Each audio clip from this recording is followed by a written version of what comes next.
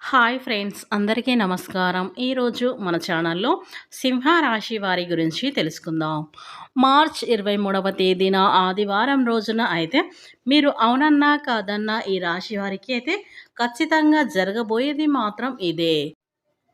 శ్రీ ఆదిశక్తి అమ్మవారి జ్యోతిష్యాలయం గురుజీ గణపతి గారు ఫోన్ ద్వారానే జ్యోతిష్యం చెప్పబడును.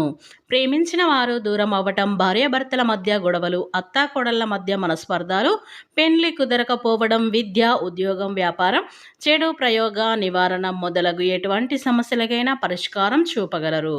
స్త్రీ పురుషులకు ఎటువంటి సమస్యలున్నా నమ్మకంతో కాల్ చేయండి. సంప్రదించవలసిన ఫోన్ నెంబర్ 7989601691. మీకు ఎలాంటి పర్సనల్ సమస్యలున్నా సరే వెంటనే ఒకసారిని గురువు గారిని సంప్రదించండి. మీ యొక్క సమస్యలైతే 24 గంటలు అయితే పరిష్కరించబడుతుంది. ఇక వివరాలకు వెళ్తే గనక ఈ సింహరాశి వారికి ఏం జరుగుతుంది, అలాగే వీరికి గోచార ఫలితాలు ఏ విధంగా ఉండబోతాయో పూర్తి అంశాలని మన ఛానల్లో వివరంగా తెలుసుకుందాం. అంతకన్నా ముందు నా చిన్న రిక్వెస్ట్ అండి, వీడియో పూర్తిగా చూడండి, నచ్చితే లైక్ చేయండి. అలాగే మన ఛానల్ని కొత్తగా చూసినట్లయితే సబ్స్క్రైబ్ చేసుకోవడం మర్చిపోకండి.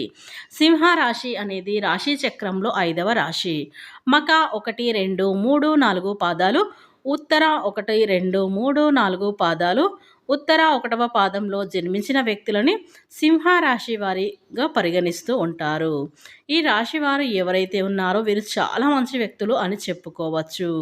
ఈ రాశిలో జన్మించినట్టు వారికి ధైర్యం అధికంగా ఉంటుంది. గొప్ప ధైర్యం సానుకూలంగా కలిగి ఉంటారు. వీరి జీవితంలో పై స్థాయికి ఎదగడానికైతే వీరు చాలా కష్టపడుతూ ఉంటారు.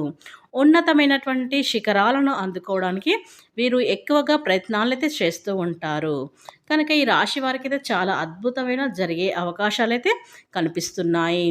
అయితే మార్చి 23వ తేదీన ఆదివారం రోజున ఈ సింహరాశి గోచార ఫలితాలు ఏ విధంగా ఉంటాయో ఇప్పుడు మనం స్పష్టంగా తెలుసుకుందాం.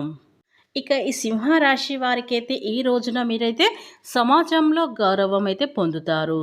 ఈరోజు మీ మాటల్లోని మాధుర్యాన్ని కాపాడుకోవాలి.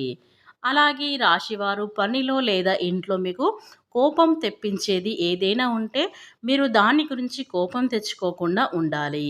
కనుక మీ కుటుంబ సభ్యులతో కలిసి కొన్ని శుభకార్యాల్లో అయితే పాల్గొంటారు.